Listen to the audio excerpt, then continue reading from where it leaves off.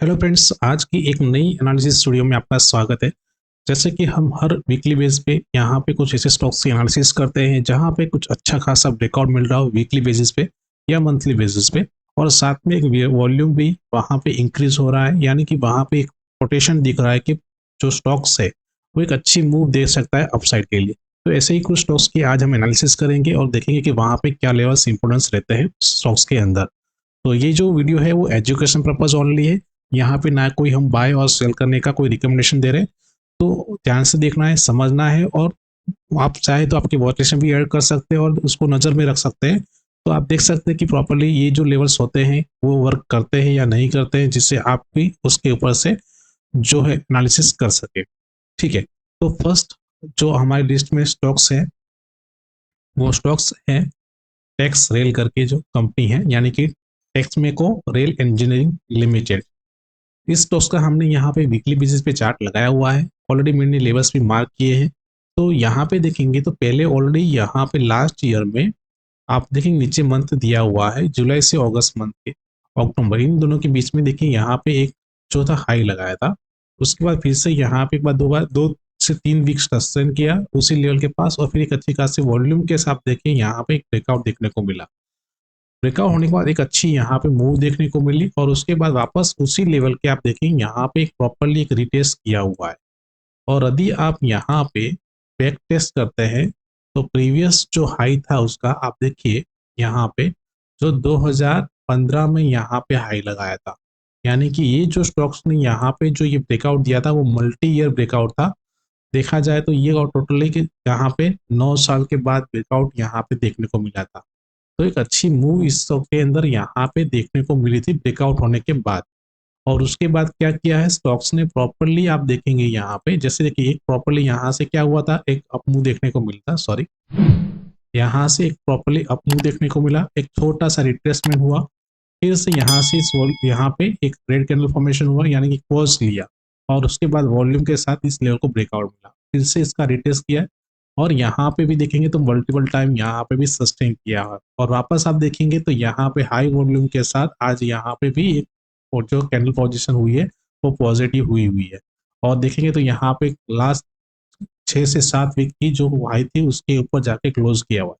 तो फिर से हम यहाँ पे नियर बाई इस हाई का टारगेट और उससे भी ज्यादा का टारगेट यहाँ पे इस स्टॉक्स के अंदर देख सकते हैं, क्योंकि इस स्टॉक्स ने क्या किया हुआ है, हाई ब्रेकआउट होने के बाद, यानी कि मल्टी ईयर ब्रेकआउट होने के बाद एक रिटेस्ट किया है, और उसके बाद अब एक अच्छा खासा मूव यहाँ पे देखने को मिल सकता है स्टॉक्स को।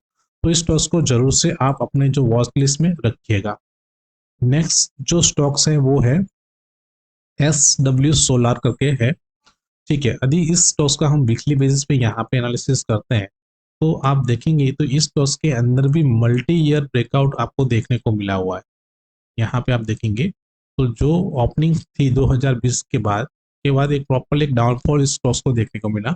बाद में ये जो लेवल बना था उसके ऊपर देखिए यहाँ पे मल्टीपल यहाँ पे सस्टेन किया, यहाँ पे फिर से रिटेस्ट किया और उसका ब्रेकआउट देखने को मिला। उसके बाद प्रॉपरली क्या किया, यहाँ पे एक रेंज बनाया था, जैसे यहाँ देखिए रेंज का ब्रेकआउट होता है और फिर रिटेस्ट किया और फिर अच्छी खासी अप मूव मिली।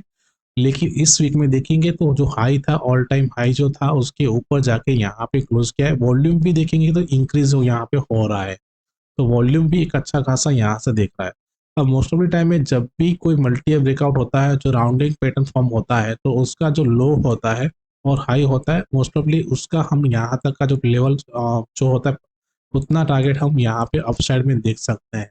तो यदि वो लेवल हम देखते हैं तो हमने यहाँ मार्क किया हुआ है अपसाइड के लिए, तो नियर बाय इतना टारगेट हम रख सकते हैं। लेकिन ये मल्टी ब्रेकआउट है तो लॉन्ग लॉन्ग टर्म के लिए पोजीशन होल्डिंग रख सकते हैं स्टॉक्स के अंदर, लेकिन ऐसा कोई हमारा कोई रिकमेंडेशन नहीं है। लेकिन आप उसके ऊपर वॉच लिस्ट जरूर से रखिएगा। नेक्स्ट जो स्टॉक्स है वो है RTN पावर। ठीक है, यानी कि रतन इंडिया पावर लिमिटेड। अब ये स्टॉक्स का यदि हम यहाँ पे देखते हैं तो इस स्टॉक्स के अंदर भी कुछ मल्टी ईयर का ब्रेकआउट यहाँ पे देखने को मिल रहा है इस वीक के अंदर। और देखेंगे यहाँ पे देखिए ये जो लेवल था जो अराउंड था 2015 से लेके 16 में, इस लेवल के ऊपर मल्टीपल टाइम यहाँ पे रजिस्ट्रेशन लिया था, जो नियर बाय लेवल कौन सा था, 12 से 13 रुपए का।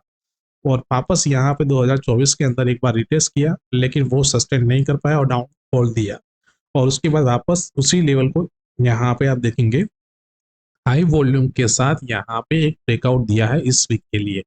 तो यहाँ पे भी एक अच्छी खासी मूव यहाँ पे इस टॉस के अंदर भी देखने को मिल सकती है।